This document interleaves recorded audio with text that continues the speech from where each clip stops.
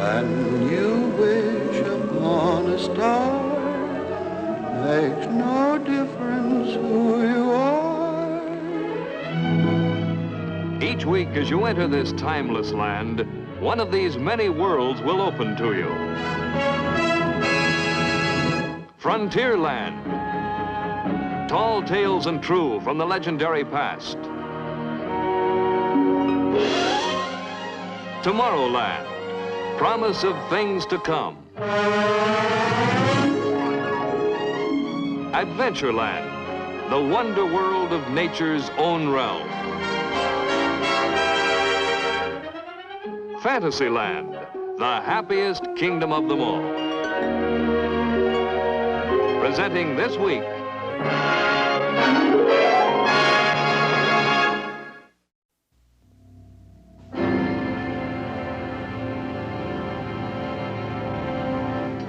many years ago, a prophetic writer and engineer told of the genius of one man who discovered the very power of the universe and harnessed it to propel his ship 20,000 leagues under the sea. But the hero of that story was afraid to let this power fall into the hands of an immature mankind. And so he chose rather to destroy his own work.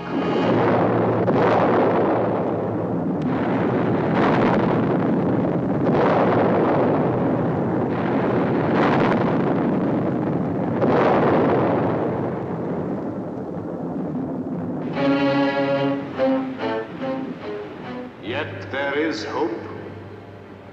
In God's good time, nature's own energies will come to humankind for a better and a richer life. Fiction often has a way of becoming fact. Not long ago, we brought you the immortal tale, 20,000 Leagues Under the Sea, featuring the famous submarine Nautilus. According to the story, this craft was powered by a magic force. Today, that tale has come true.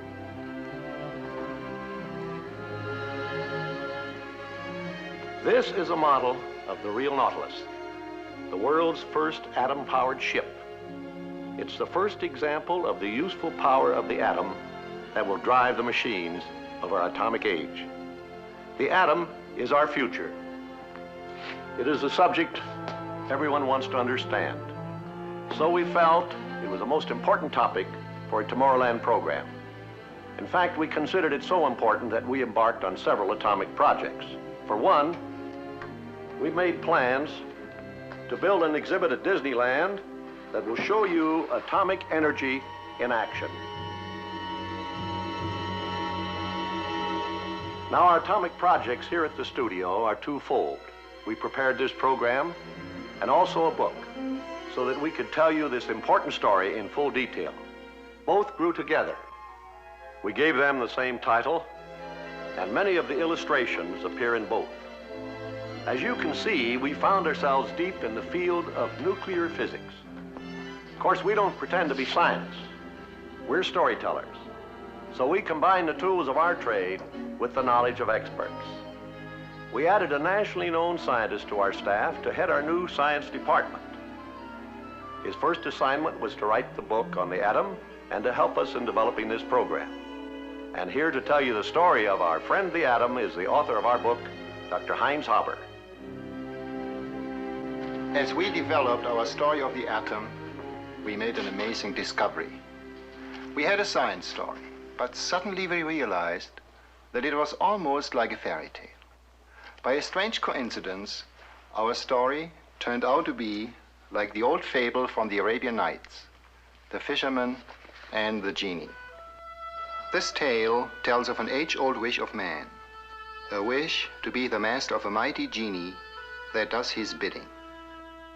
There was once an old fisherman who lived in great poverty. One day, after casting his net many times, he happened to pull ashore a brazen vessel.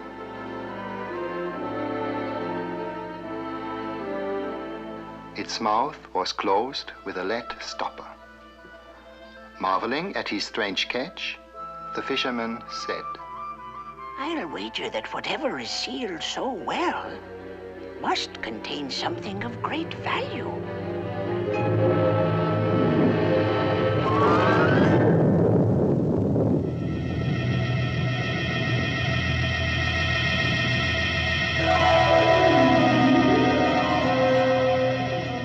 Know that presently thou wilt have to die.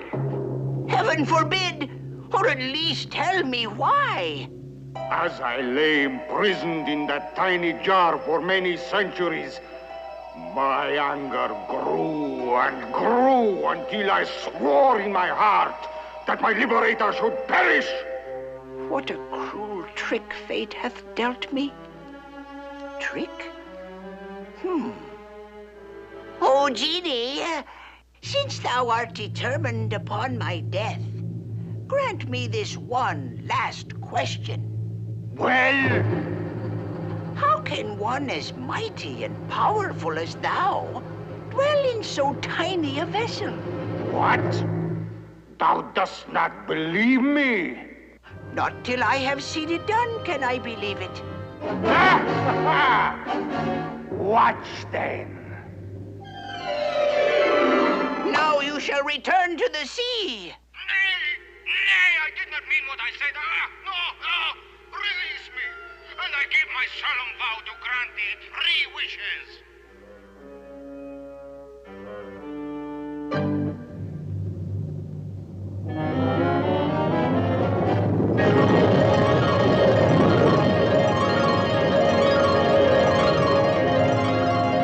Strangely enough, our story is like that fable, come true through science.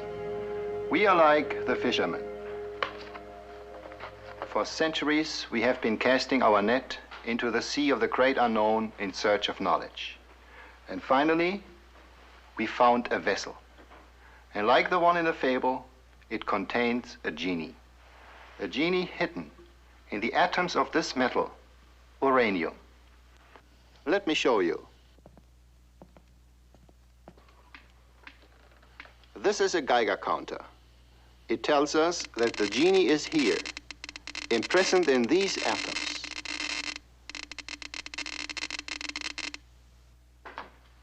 So this is our story.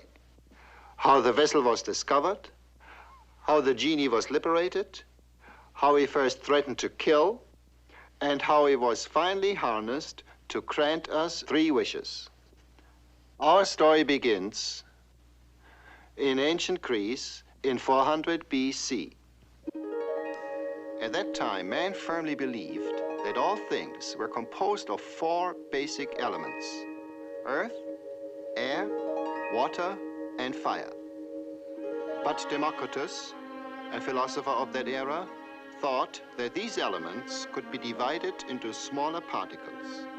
In fact, he even gave them their name, atomos, which means indivisible. I crumbled this earth to soil, and in turn crumbled this soil to dust. Now, if I could reduce this dust into its smallest particles, these would be atoms. This beach appears to be a solid carpet, but on closer inspection, we see that it is made of millions of grains of sand. If we think of grains of sand as atoms and pack them together, they can be molded into any desired form. So it is in this way nature uses these tiny particles, these atoms, to build all things: the earth, water, air, and fire. If air and fire consist of small particles, how can they rise? They would fall to the earth like a shower of pebbles.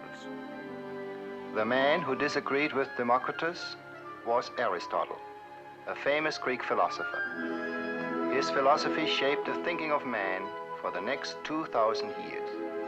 And so the idea of the atom was lost.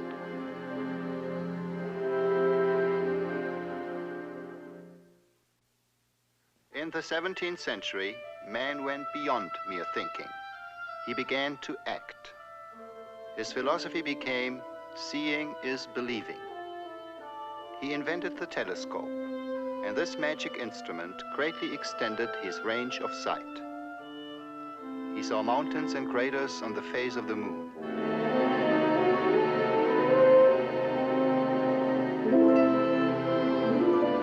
He found that the planet Venus also showed faces just like our moon, and that Jupiter has moons of its own. He saw for the first time the reddish disk of Mars and the beautiful rings of Saturn.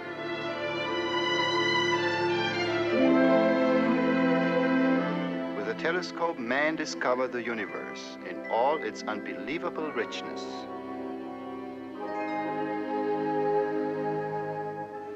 At about the same time, a second powerful instrument was invented, the microscope. It opened up an entirely new and tiny world for man to explore. It was a world full of strange patterns and designs. Man found them in ordinary things such as wood, in the feathers of birds, in the bodies of insects, and in the scales of fish. The microscope revealed infinite details in everything. There was hidden beauty in miniature seashells, so tiny that millions of them form only a wisp of powder.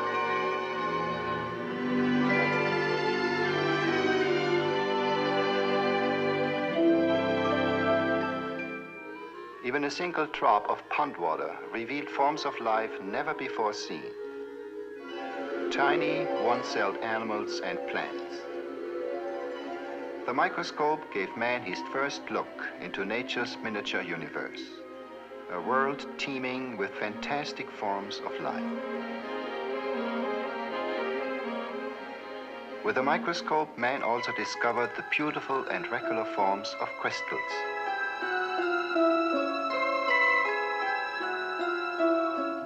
He marveled at the delicate shapes of snowflakes. In thousands, no two are alike. In the regular shapes of crystals lay hidden the secret of the atom's existence. Of course, the microscope doesn't show atoms.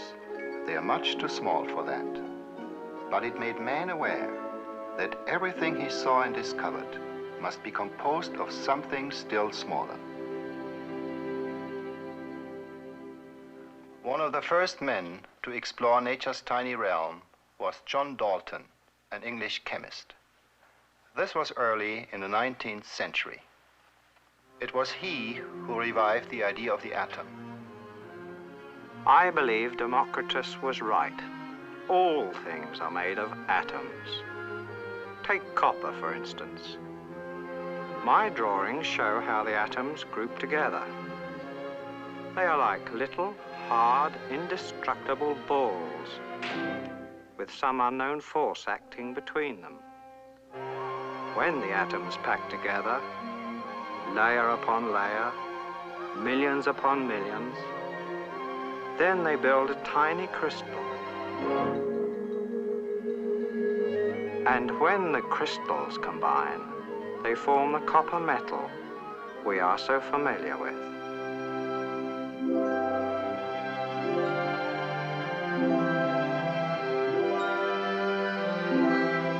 And there are also atoms for silver and gold.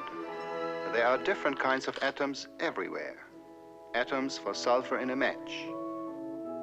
Atoms for carbon in every ordinary pencil. Atoms for mercury in a thermometer.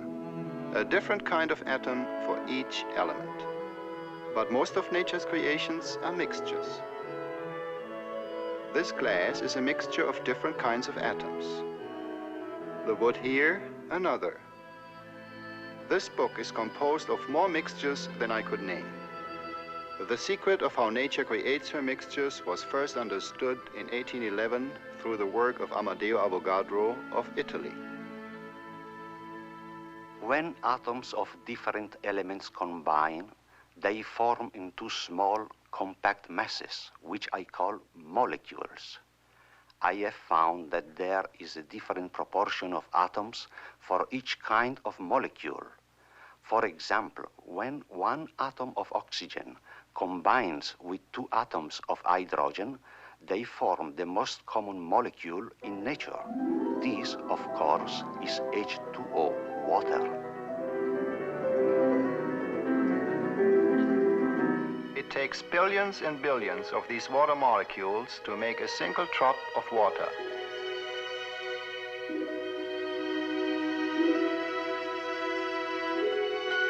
They are so tiny that they cannot be seen, even through the most powerful microscope.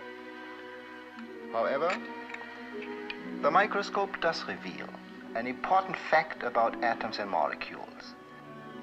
It shows that they are in constant motion. These are dust particles in a drop of water, and you can see that they are being kicked around by the ever-busy water molecules. It was over 100 years ago that an early microscope first revealed that atoms and molecules are constantly on the move. Now in a flame, for example, the motion of the atoms and molecules is extremely violent, and this is why a flame is hot. Our skin is equipped with tiny organs that can feel this violent movement as heat or even pain. Now in this glass, the molecules are moving much more slowly, and so it feels normal to the touch. Even in an ice cube, the molecules are moving, but very slowly, and this is why the ice feels cold. Let's look at heat with an atomic eye, so to speak. Atoms, of course, don't burn up. They merely rearrange themselves, forming molecules of soot and ashes. So that you can see what is going on, we will exaggerate the size of the atoms over 1 billion times. The molecules in the flame dash around with great speed and bounce against the molecules of the glass. They transfer their violent motion to the glass and finally to the ice. It's like a pool game with the balls bouncing against each other. If more heat is applied, the ice molecules will move faster and faster and finally break loose from each other. The ice melts.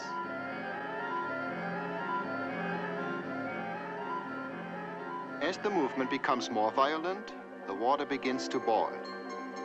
The molecules are kicked away from the surface as steam. In hot steam, they're dashing around with great force, enough force to bounce the lid of the jar.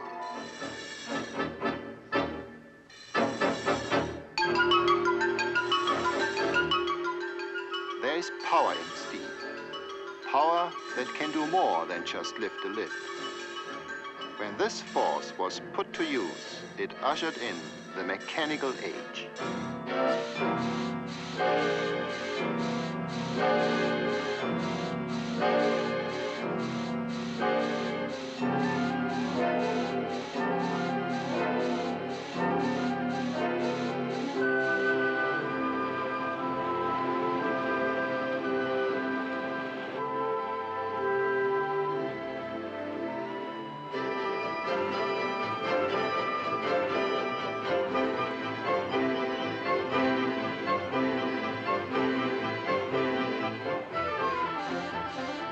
It was the power of steam that turned our generators to produce electric power.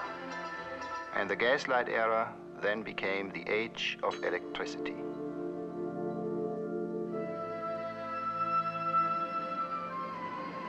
True, steam was a mighty servant, but it was a hungry servant.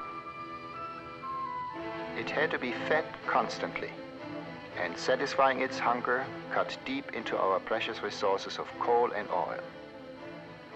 Man had not yet found the genie of our story.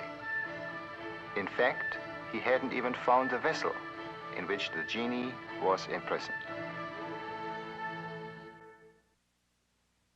The year was 1896. Again, in search of knowledge, the net was cast into the sea of the unknown, and like in our fable, a catch was made, an accidental catch. The discovery was made by Henri Becquerel, a French scientist.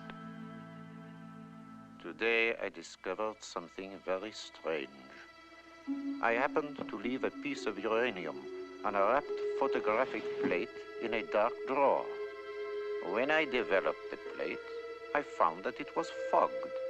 Apparently, the uranium had exposed it, even in the darkness and through the wrapping.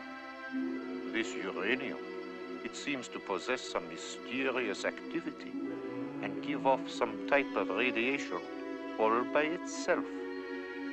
C'est extraordinaire. Becquerel had discovered radioactivity. Pierre and Marie Curie, two other French scientists, were greatly intrigued by this strange phenomenon.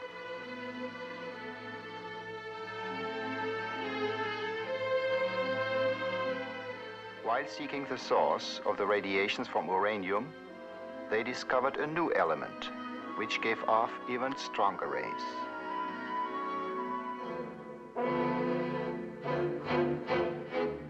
Look, our new element. How radiant it is. It even glows in the dark. We should call it radium. Radium turned out to be a mysterious source of energy.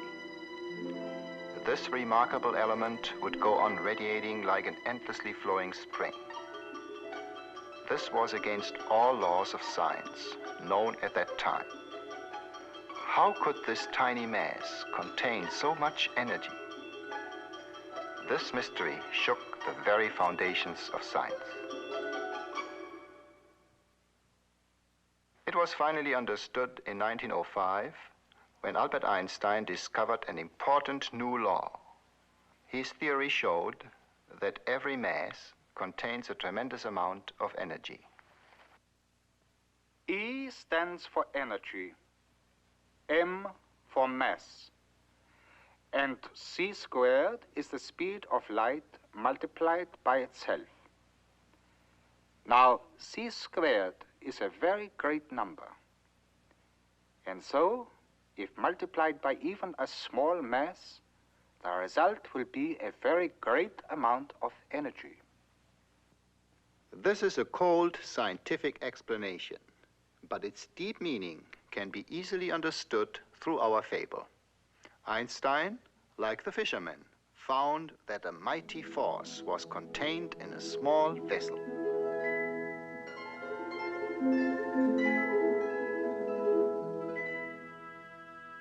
Radium constantly releases tiny bits of its energy through radiation, a little bit every second.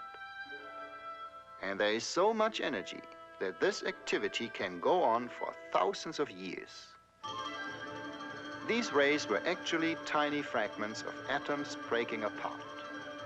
No longer could the atom be considered the smallest particle in nature.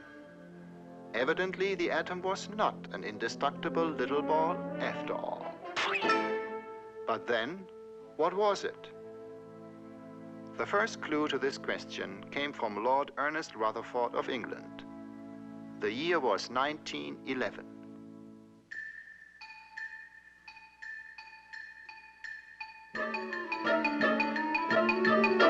Today, I used the fast-flying fragments of radium as tools to probe into the atom. I placed a small sample of radium inside a solid lead block. The lead absorbed all the rays except those that were allowed to escape through a small opening in the block. One might say it was a sort of atomic gun. To make the ray bullets visible, I used a fluorescent screen. For a target, I chose a very thin leaf of gold. But to my surprise, the bullets from my atomic gun passed right through the gold leaf as though it wasn't there. It was like shooting at a ghost. This was truly amazing because the gold leaf was a solid wall, 2,000 atoms thick. So the atom can't be as solid as we always thought. Then, unexpectedly, one out of thousands of bullets ricocheted, striking something solid.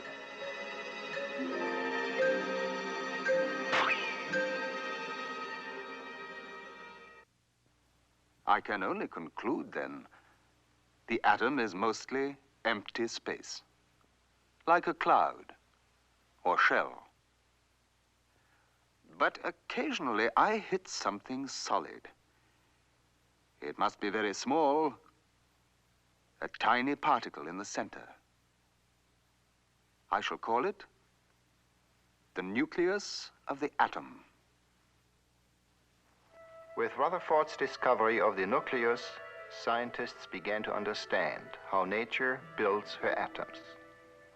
The shell of the atom appears solid, just as a fast-whirling fan seems solid. Actually, the shell is composed of a whirling swarm of tiny electrical particles called electrons. They circle around the nucleus like planets around the sun. So the atom is like a tiny solar system. But scientists are ever curious. Like the fisherman who examined the vessel he had hauled ashore, they began to probe the atomic nucleus for its secrets.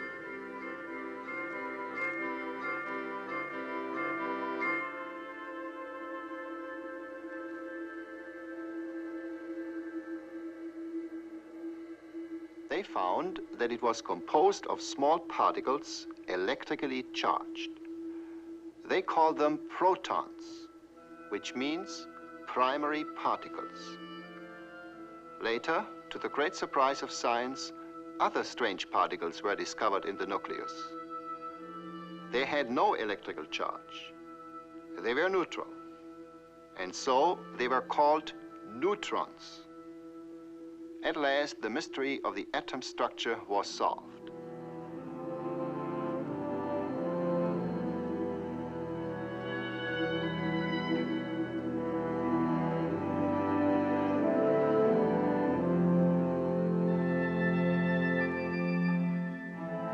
How amazing nature is. Think of it. There are countless solar systems of atomic suns and planets in everything.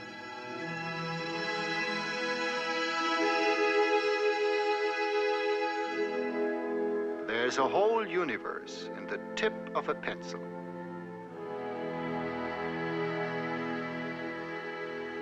Even in this tiny pencil dot, there are billions of times more atoms than there are people on our Earth. There are many kinds of atoms. It's interesting to see how they differ in the various elements. It's a fascinating study in numbers. Let's start with number 1. The simplest atom in nature. 1 proton and 1 electron give us the element hydrogen, a very light gas.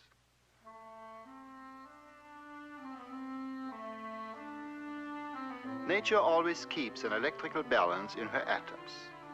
So, if the nucleus has 2 protons, it will also have 2 circling electrons. This makes an atom of helium. There are also neutrons in the nucleus that add to its weight. And so, by simple addition, nature builds the atoms of all her elements. 6 protons and 6 electrons and some neutrons for carbon.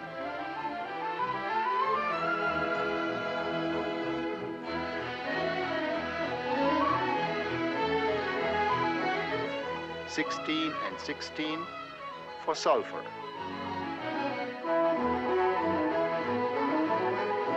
26 iron.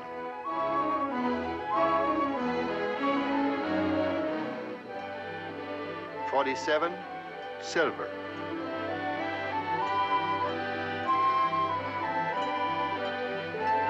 79 gold.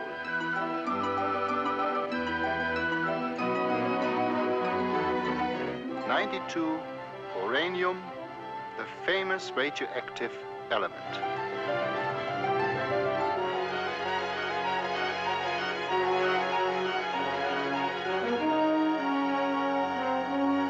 Here, nature has crowded so many protons and neutrons into the nucleus that it becomes unstable.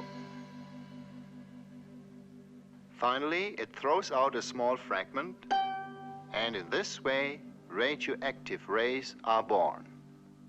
These rays cannot be seen, heard, or felt.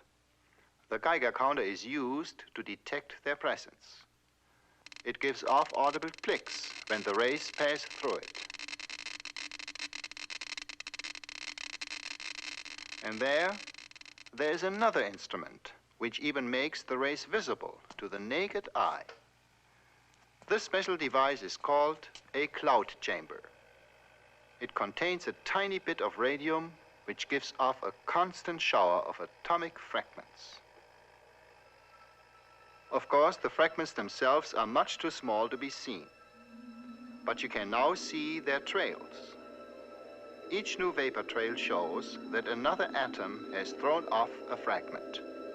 Each atom does this only once in its entire life, but there are so many atoms that this activity is going on almost endlessly.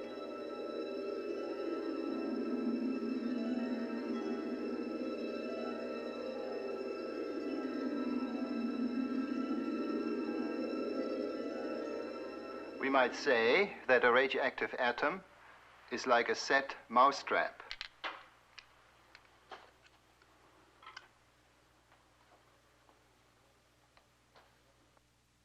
Both contain energy.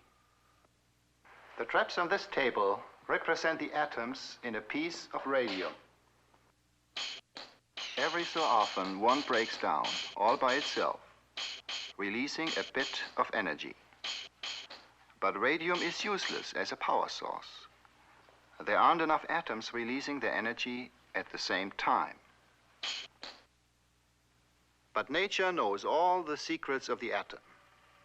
Since the beginning of time, she has used atomic energy to power the whole universe and to light the fires in the sky. The best example is our own sun.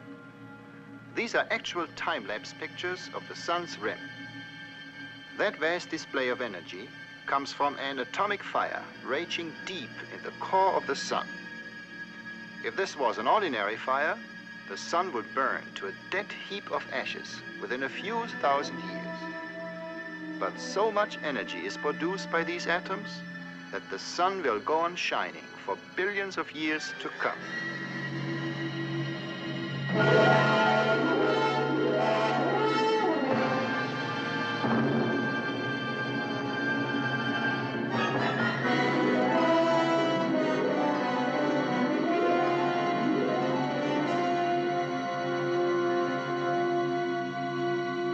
For a long time, nature alone knew how to open the vessel that contained this mighty force. To man, however, the vessel remained closed.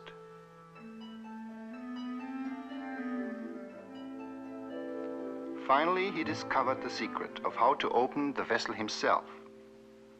The fisherman used his knife, and man, too, found a tool that broke the seal. The year was 1938. The place, Berlin, Germany. The leading character, that strange metal called uranium. Again, it turned out to be the star of a sensational scientific discovery.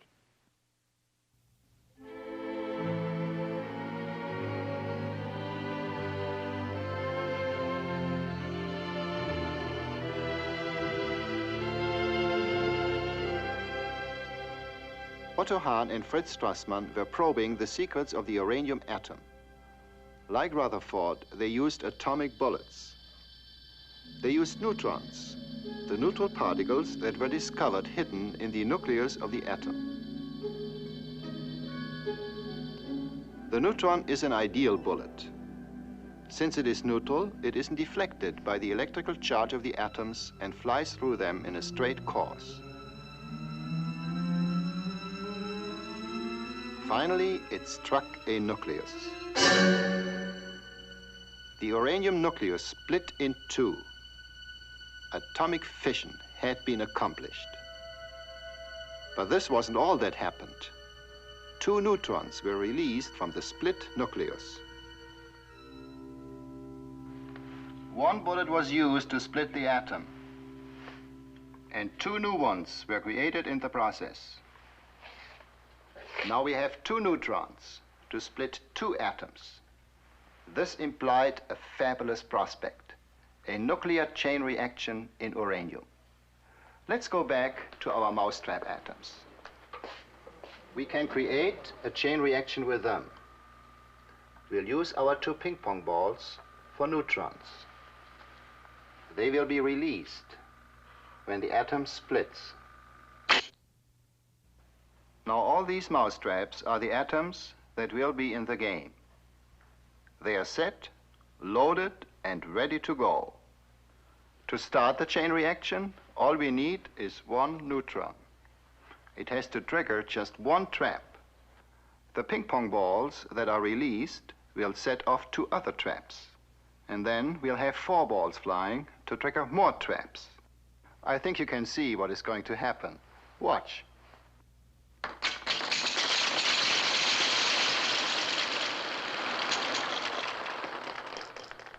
An atomic chain reaction works in exactly the same way. 1 neutron is enough to start it.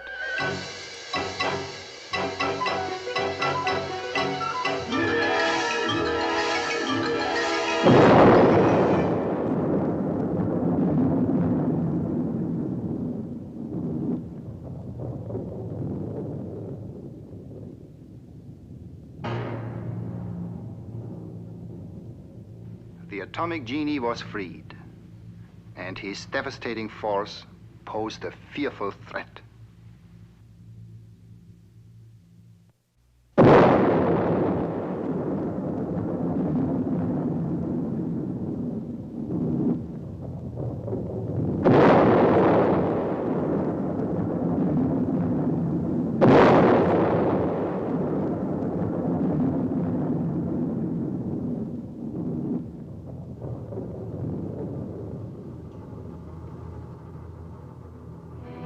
The world was deeply shocked by the first atomic explosion. We all wondered if atomic energy had better remained a secret forever. We are like the fisherman. When he first beheld the frightful form of the genie, he too wished that he had never found the vessel. Know that presently thou wilt have to die. Heaven forbid! But our fable had a happy ending. The fisherman had his means of making a friend of his enemy. And fortunately, science has its way of doing the same thing. An atomic blast is more than a threat. It is also a regretful waste of heat and radiation. To make this energy useful, the explosion must be slowed down. Let me show you what I mean. Our mousetrap explosion can be slowed down with the aid of a slow-motion camera.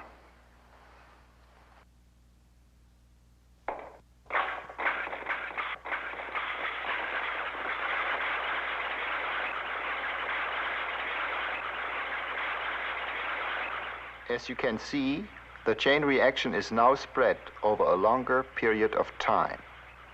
The energy is released slowly, and the heat and radiation stay within useful limits.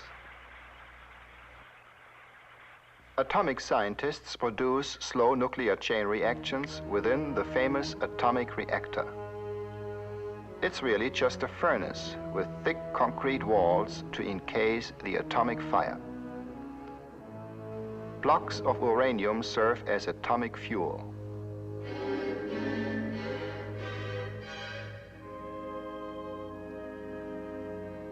To slow down the chain reaction, control rods that absorb neutrons are inserted in the blocks. These rods act like a damper in the furnace and catch some of the flying neutrons and take them out of play. This allows fewer atoms to split and keeps the reactor burning almost endlessly at an even temperature. With the chain reaction thus under control, the mighty atom can be put to use. The heat is picked up by a liquid that is piped through the hot core of the reactor. The heated liquid is then run through a boiler where it produces an almost endless stream of hot steam. Steam for power. But there's more than heat. The atomic reactor has the magic power to make many ordinary materials radioactive. If, for example, a piece of iron is exposed to the shower of neutrons inside a reactor, the iron atoms pick up extra neutrons and become radioactive.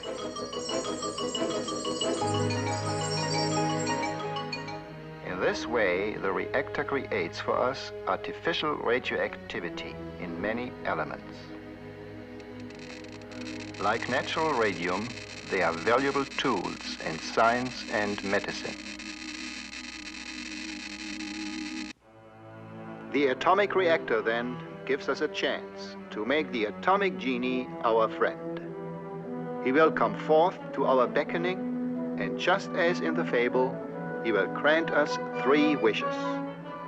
The decision is ours. What should we wish for? What do we need most? Our coal and oil will not last forever. Yet we need ever more power. So, for the growth of our civilization, our first wish shall be for power. Here with my right hand, I give you the magic fire of the atom. It is yours. The atomic fire is an almost endless source of heat. We can use it in power stations for producing electricity. Electric power of our modern civilization.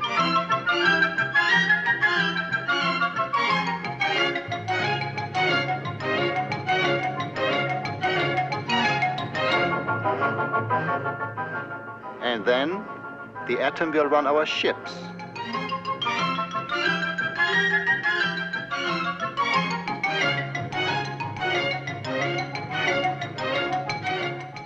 And of course, the atomic submarine already exists.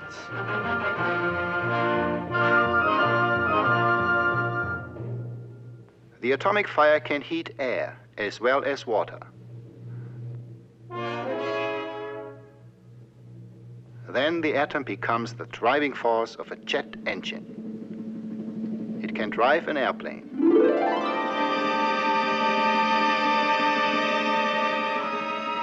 An airplane that circles the world many times without ever landing for fuel. And eventually the atom will help us to cast off the shackles of gravity and fly through the vast reaches of outer space. Here we are, burning up our coal and oil only to produce power. But now we have a new source of power. Clean, silent, plentiful. Coal and oil can now be saved for better things. We can use them for making plastics, dyes, textiles, and drugs. Mankind has ever suffered from hunger and disease.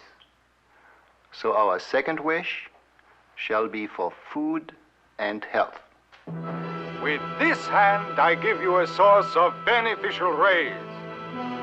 They are magic tools for research that will help you to create food and to cure diseases.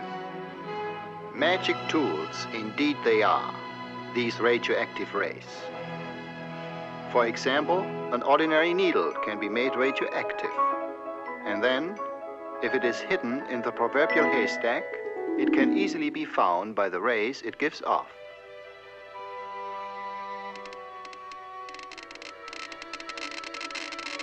Like this needle, all radioactive materials can be traced by their telltale rays. With radioactive chemicals, we can now literally watch how plants grow, and we can trace plant nourishments from soil to fruit. In this way, science will help to produce bigger and richer crops.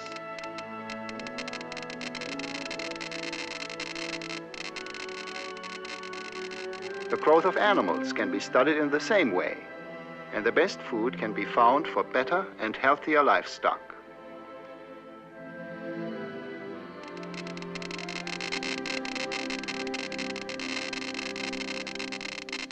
So the atom creates more food for our ever-growing population. And these same rays are the tools of atomic medicine. Radioactive sodium, for example, is used for timing the flow of blood through the living human body. It is injected into the arm, and then a Geiger counter will record how long it takes to reach the heart. This is a great help in recognizing heart conditions.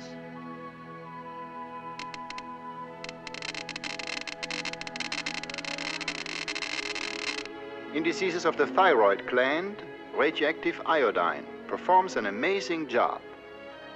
If mixed in an atomic cocktail, it will gather in the thyroid because iodine is attracted to this gland.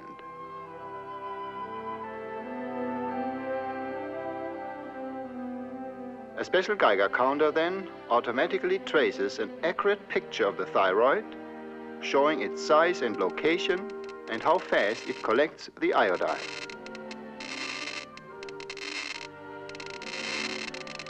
Radioactive elements can also heal. Phosphorus, for example, lodges in the bones, where its mild radiation can cure certain blood diseases. The patient carries his treatment with him, even while he works and sleeps. And then, radioactive cobalt is used in the famous cobalt bomb. But this bomb is a friendly one that is used in hospitals for fighting that dread disease, cancer. And there is left to us the third and last wish. It is an important choice. Many legends tell of how wishers made an unwise choice, and how their last wish destroyed the benefits of the first two. The atomic genie weighs in his hands the powers of both creation and destruction. As yet, the world has reason to fear those destructive powers. So our last wish should simply be for the atomic genie to remain forever our friend. We have inherited a wealth of knowledge from the great thinkers of the past. That this heritage would ever be applied towards destruction was farthest from their minds and hearts. It lies in our own hands to make wise use of the atomic treasures. Then the magic touch of the genie will spread throughout the world, and he will grant the gifts of science to all mankind.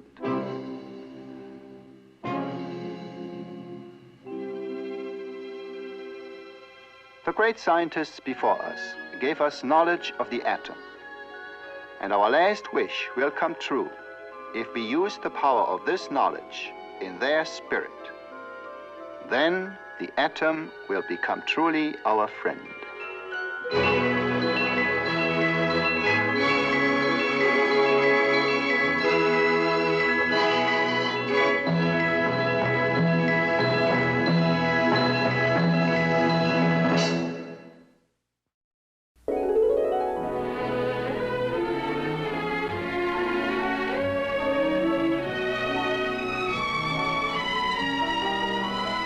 Now, in motion picture theaters everywhere, you'll be able to see for the first time Walt Disney's new Technicolor feature, Westward Ho the Wagons. It's a new and different outdoor drama telling the exciting story of the covered wagon families fighting their way west, told against a background of spectacular scenic beauty in CinemaScope and Technicolor. Westward Ho the Wagons. Now, you and your family can see this exciting motion picture entertainment in a theater or drive-in nearby. Look in your newspaper for theater names and showtimes. This has been an ABC Television Network film presentation. This is our daily lives.